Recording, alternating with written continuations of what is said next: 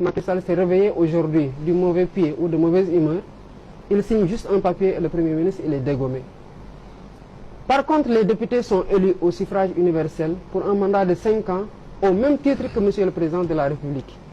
Et pour représenter le peuple. Parce qu'on n'est pas dans le cadre d'une souveraineté populaire directe. On est dans une souveraineté populaire par représentation interposée des députés. Donc les députés sont l'œil du peuple, sont les oreilles du peuple.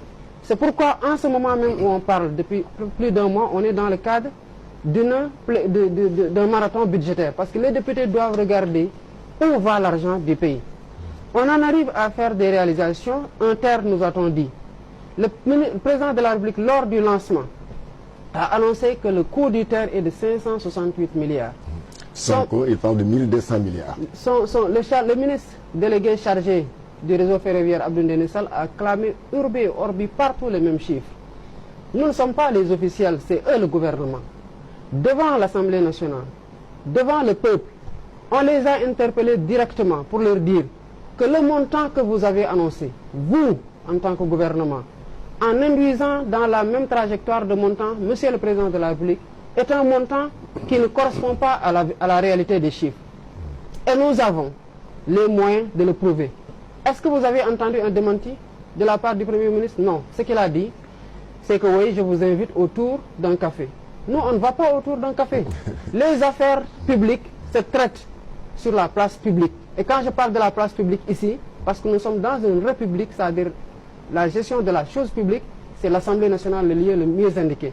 S'ils ne respectent pas le peuple, s'ils ne respectent pas la représentation nationale au point d'esquiver des questions cruciales, parce que c'est une dette énorme qui engage des générations et des générations.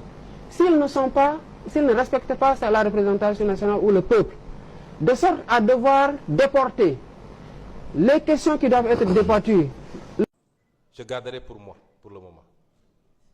Nous devons tous éviter de nous faire parler, parce que nous savons ce qui s'est passé. Nous le savons. Le président sait que nous savons. Et ceux qui doivent savoir savent que nous savons.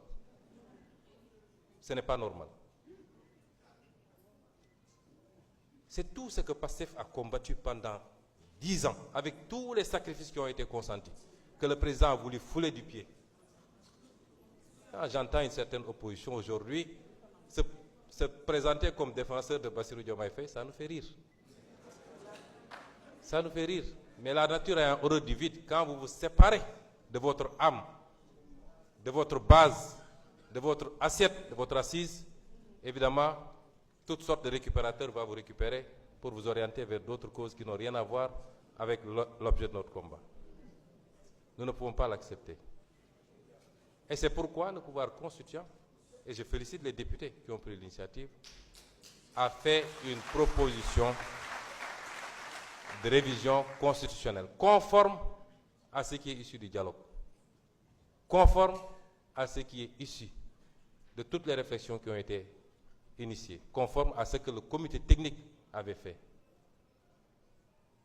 À partir de ce moment, le pouvoir constituant s'est exprimé aujourd'hui. Et il s'est fortement exprimé. Fortement exprimé.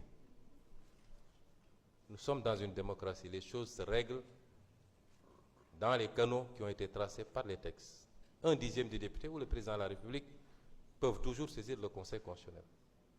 Le Conseil constitutionnel a une jurisprudence constante, une jurisprudence claire, qui veut que lorsque le pouvoir constituant s'est exprimé, c'est le peuple qui s'est exprimé, le Conseil constitutionnel ne vérifie que la procédure et les clauses d'éternité. Le Conseil constitutionnel ne sera pas là pour parler de charges nouvelles, encore que ça n'a pas été démontré. Aucune charge nouvelle n'a été créée. Au contraire, avec cette réforme, on va avoir une baisse substantielle des charges de l'exercice de la démocratie au Sénégal. Et c'est pourquoi la question que je me pose, c'est qu'est-ce qui est arrivé? Monsieur le ministre, vous passerez mes salutations fraternelles au président de la République. Nous espérons encore, parce qu'il ne sera jamais trop tard pour revenir à l'essentiel, pour revenir à ce qui fait son âme politique. Je ne pense pas qu'il ait pu autant varier en si peu de temps. En quoi ça peut gêner le président de la République, lui-même qui l'a dit dans une déclaration en tant que candidat, que le président de la République doit déclarer à l'entrée et à la sortie. Il l'a dit, les vidéos sont là. Qu'est-ce qui a changé entre-temps? Lui-même a dit, dans les vidéos qui sont là, lorsqu'on était opposants, et nous tous nous le disions, que le président de la République ne peut pas être président de parti, parce que quand on l'attaque en tant que président de parti, on invoque son statut de président de la République. Qu'est-ce qui a pu changer? Qu'est-ce qui est arrivé à notre petit frère et président de la République, Bassirou Diomaye Diakhar Faye? Qu'est-ce qui lui est arrivé? En quoi cela peut gêner? Nous, on déclare à l'entrée et à la sortie. Moi, j'ai déclaré en tant que Premier ministre. J'ai 3 mois pour déclarer à la sortie. Et je vais déclarer la semaine prochaine. Pourquoi le président de la République ne déclarerait pas à l'entrée et à la sortie? Quel est le problème? Cette constitution, cette réforme est l'une des plus consolidantes. L'une qui nous permet de faire des pas de géant dans le perfectionnement de la démocratie sénégalaise, dans la transparence dans la gestion publique. En quoi est-ce qu'on peut avoir peur de cette réforme? Et c'est au nom de tout cela que je le dis ici. Dès aujourd'hui, je saisirai le président de la République pour lui transmettre la proposition adoptée. Mais je ne vais pas lui invoquer l'article 103. Je demanderai au président de la République de promulguer cette loi, de la promulguer simplement et purement.